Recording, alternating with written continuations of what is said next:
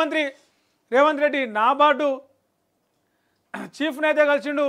RIDF కింద నిధులు మంజూరు చేయండి, సూక్ష్మ నీటిపారుదలకు మాకు నిధులు అవసరము, వ్యవసాయానికి కొంత మాకు బడ్జెట్లో పెట్టిన కాడికి మేము పెట్టినా మీరు కూడా కొంత నిధులు విడుదల చేసి గ్రామీణ సహకార బ్యాంకులు ఏర్పాటు చేస్తే కొంత తక్కువ వడ్డీకి మీరు రుణాలు ఇస్తే మాకు ప్రభుత్వానికి కొంత వెసులుబాటుగా ఉంటుందని చెప్పేసి ఆయన నిన్న నాబార్డు చైర్మన్ అయితే కలిసిండు.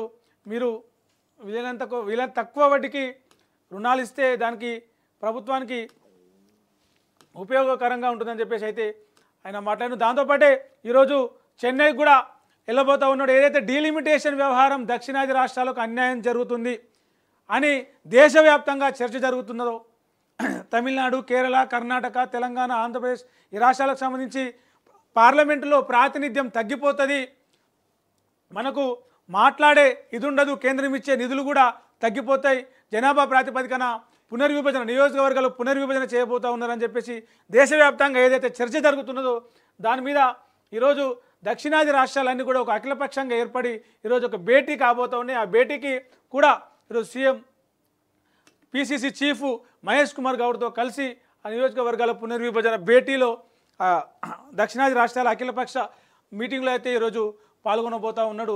ఇటువైపు బీఆర్ఎస్ పార్టీ నుంచి వినోద్ మరి కేటీఆర్ కూడా ఆ భేటీలో పాల్గొనడానికైతే బయలుదేరినారు. ఆయనతో పాటు జగదీష్ రెడ్డి, నిరంజన్ రెడ్డి కూడా చెన్నైకి అయితే బయలుదేరారు. ఈ డీలిమిటేషన్ ఏదైతే ఉందో, జనాభా ప్రాతిపదికన నియోజకవర్గాల పునర్విభజన ఏదైతే ఉందో, బీఆర్ఎస్ గత అధికారంలో ఉన్నప్పటి నుంచే దీన్ని వ్యతిరేకిస్తూ ఉంది.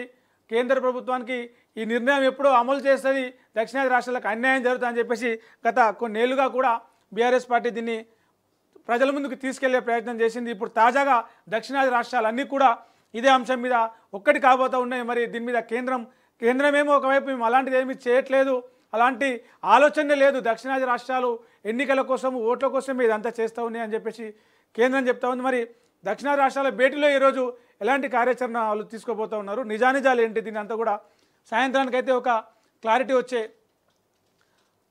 అవకాశం ఉంది. ఇక 10వ తరగతి పరీక్షల గతంలో పేపరు లీక్ అయితే ఇప్పుడైతే తెలుగు పరీక్ష రోజు హిందీ పేపర్ వచ్చింది మంచిర్యాల జిల్లాలో. మరి ఆ తెలుగు పరీక్ష రాయాలి, హిందీ పరీక్ష రాయాలని గందరగోళం